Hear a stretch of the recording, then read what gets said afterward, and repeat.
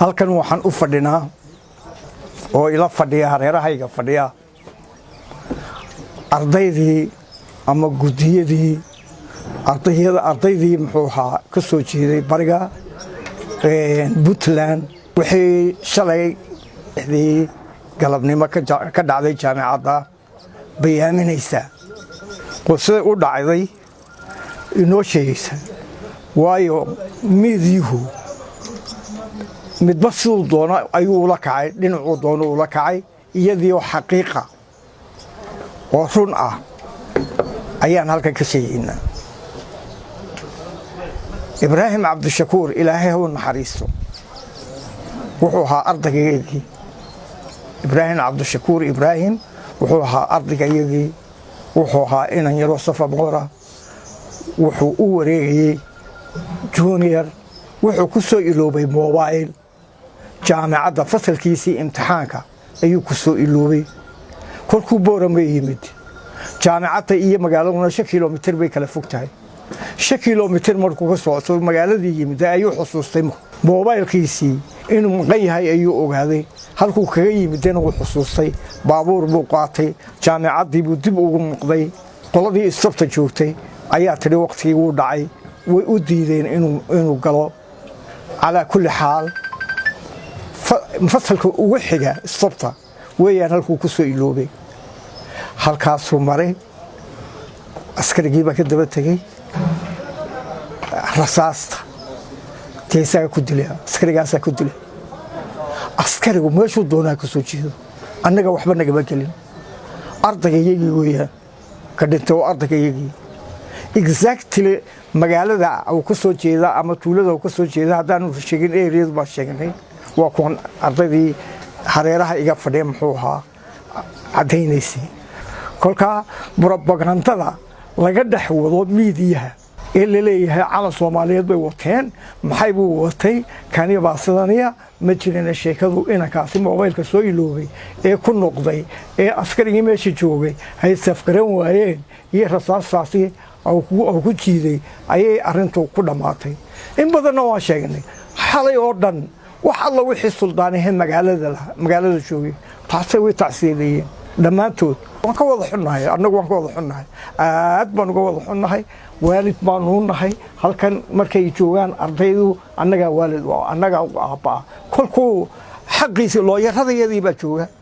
هذا حقيسي عدالتي سوايو annaga la nagu eedeeyay markaa laakiin iyo bilow maanta bilow ay tahay oo sidoo wax u dhacayna aan sheegayno sidoo wax u dhacay runtii waa sida ma fish cala Soomaaliyeed ma fish wax kale oo dhacay intaas weeyaan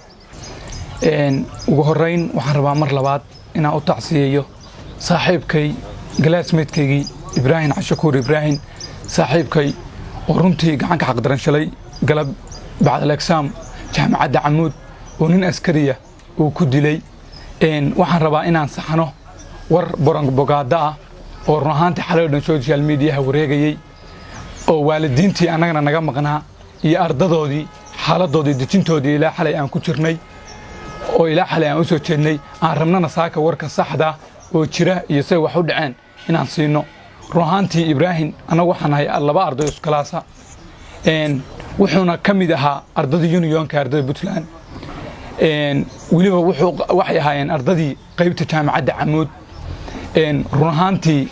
ardaygaasi shalay imtixaankan wada galnay jaamacadda imtixaanka looma ogola mobile jaamacadda Camuud ruuxaantii meel baa la iska dhigaa imtixaanka bacdi mobilkiisa buu soo ilaaway mobilkiisa haduu soo ilaaway wuu ku laabtay laabashadu mobil ku laabtay xilligu soo tagayo magaalada yimaaday waqtigii waxa la gaaray aan la ogolayn jaamacadda in lagu laabto taasoo jaamacadda 5 galabna wax ka dameeya aan la ogolayn in gudaheeda la galo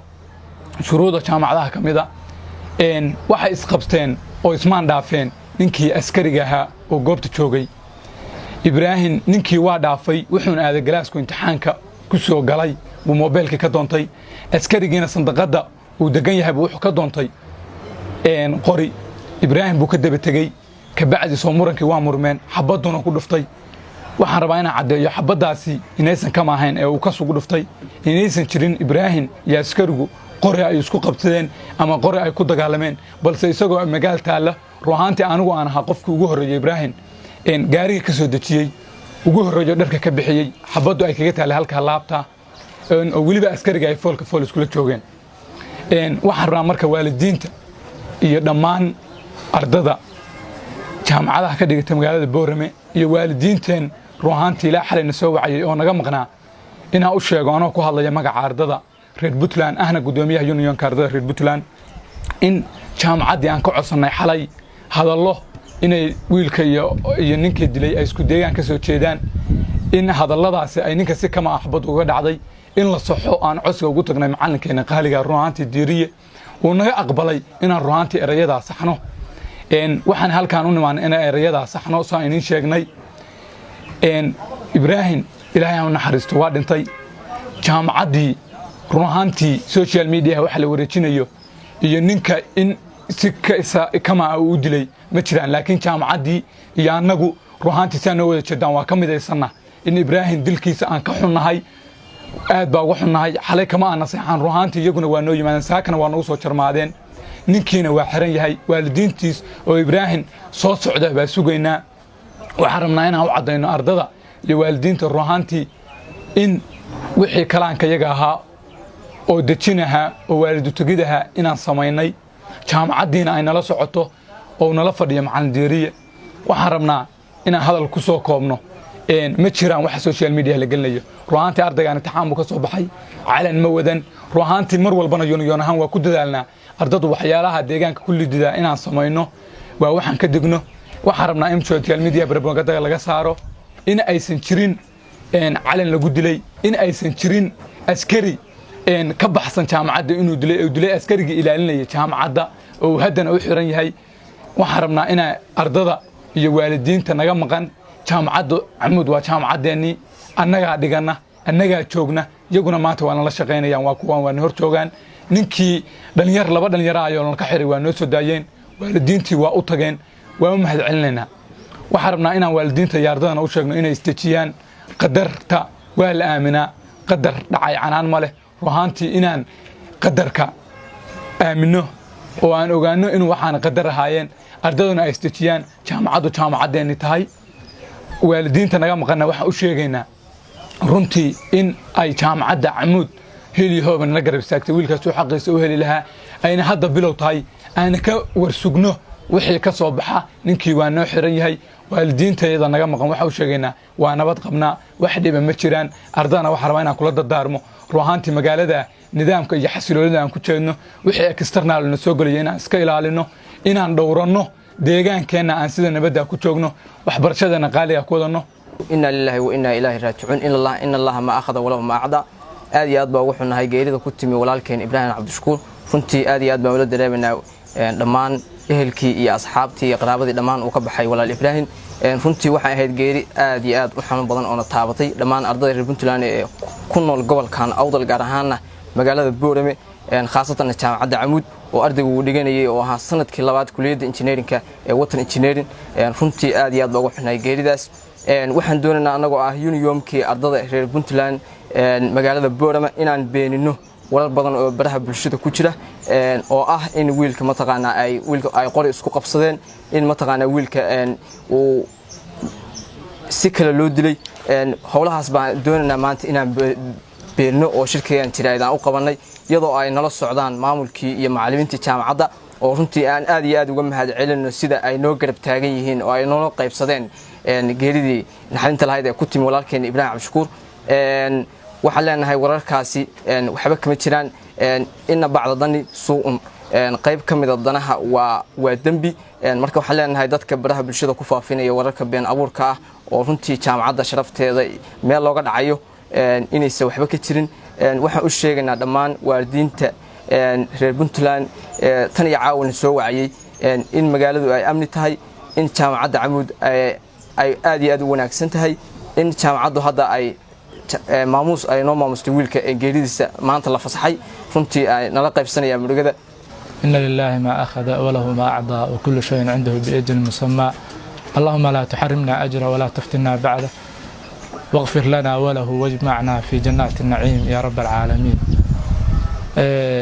وقرين halkan waxaan tacsi uga dirayaa dhamaan ardayda ka wax ka barata jaamacadda Camud iyo dhammaan ardayda ka soo jeeda bariga ee wax ka barata jaamacadda Camuud iyo eheladii iyo qaraabadii uu ka dhintay ibraahim cabdishakuur oo ahaa waxa weeye arday ka mid ah jaamacadda qoyliba qaybta engineering ibraahim allah u naxariisto geeridiisa waa ka wada xumayn waana wada taabatay jaamacaddana waxa weeye maamulkeedana waa taabatay ka arday ahaanna waa taabatay horta jaamacaddu aad bay ugu mahadsan tahay waxa weeye waa nooga tacsiyeysay ilaa haddana waa garab taagneyd wax badanna waxa weeye waa noo fududeysay aad baan idinkaga mahad celinaa waliba khaasatan professor Dilkii aad baan ugu mahad celinayaa sidoo kale halkan waxaan ku cadeynayaa ardayga waxa weeye arday ibraahim wuxuu ahaa ardayda Boosaaso ka timid oo waxa weeye magaalada Boosaaso ka timid sida hadda baraha bulshada ku jirto ahayd bariga Sanaag inuusan ardaygu waxa weeye halkaas uusan ka imaan oo war iska ahaa markaas xaaladda timid culayskeeda ay lahayd waxa weeye askariguna de askari waxa weeye dawladda u shaqeynayo jaamacadda askarta ilaalada oo kamid ahaa waxa weeye gacantiisana uu ku dhintay waxa weeye ibraahimna waxa weeye uu sidaas ku baxay ilaahay ha u naxariisto gadaashiisana ilaahayna ma fidneeyo intaasana ku soo koobaya